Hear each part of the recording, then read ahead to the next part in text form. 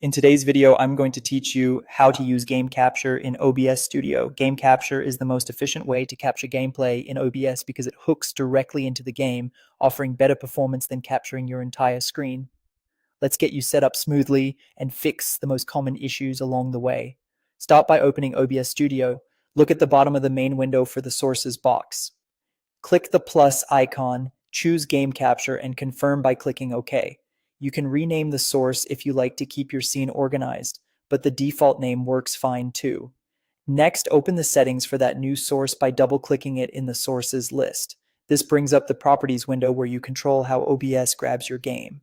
Change the mode to capture specific window. In the window dropdown, select your game.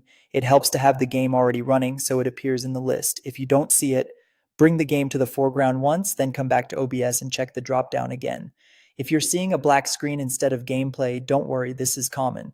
First, confirm the game is running and select it in the window dropdown. Then try toggling the Use Anti-Cheat Compatibility hook option in the Properties window. Some titles require this to allow capture. If that still doesn't work, switch your game to windowed or borderless windowed mode in its graphics settings. Many games capture more reliably in those modes, and the performance impact is usually minimal. Back in your scene, make sure the gameplay fills your canvas. Right-click the game capture source, go to Transform, and choose Fit to Screen.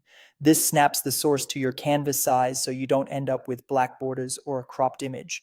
If you use a webcam overlay, check your source order. Sources are layered from top to bottom. Drag game capture below your camera source so your camera stays visible on top of the gameplay. Finally, if game capture still won't hook into the game, use window capture instead.